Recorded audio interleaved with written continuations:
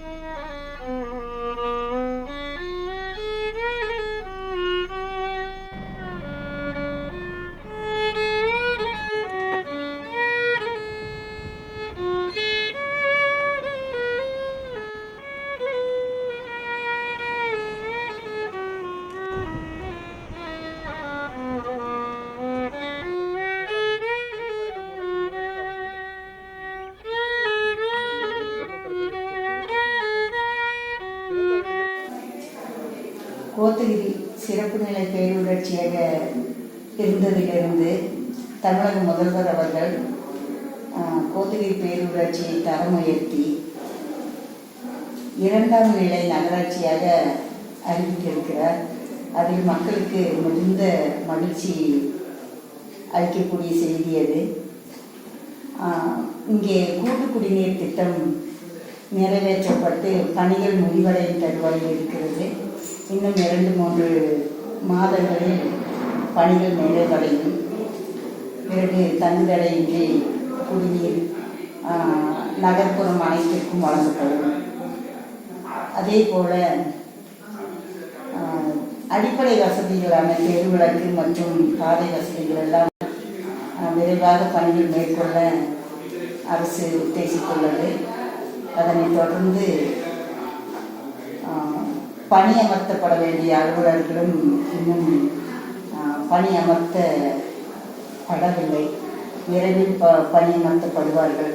பொது பணிகள் தங்குதடையின்றி நடைபெறும் என 21 வார்டுகள் இருக்கின்ற நம்முடைய கோத்தகிரி நகராட்சியில் பணியாளர்கள் இன்னும் அமர்த்தப்பட வேண்டியுள்ளதால் பணியாளர்கள் அமர்த்தவுடன் இந்த ஒவ்வொரு இல்லங்களுக்கும் சென்று கழிவுகளை சேகரிக்கின்ற குப்பைகளை சேகரிக்கின்ற பணிகள் துரிதமாக நடைபெறும். இப்போதும் நடைபெற்று கொண்டிருக்கிறது.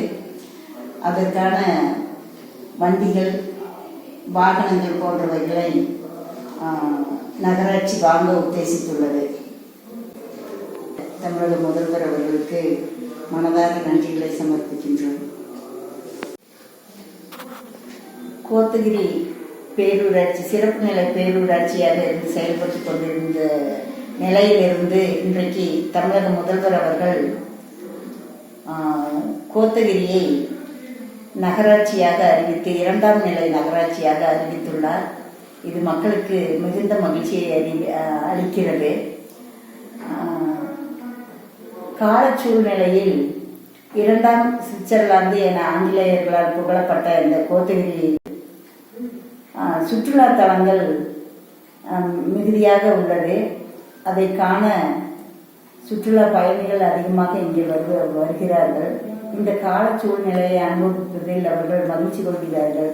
அப்படிப்பட்ட இந்த சிறப்பான நிலையை கொண்டிருக்கக்கூடிய இந்த கோத்தகிரி நகராட்சியில் மேற்கொண்டு சுற்றுலா பயணிகளை கவரவும் அவர்களுக்கான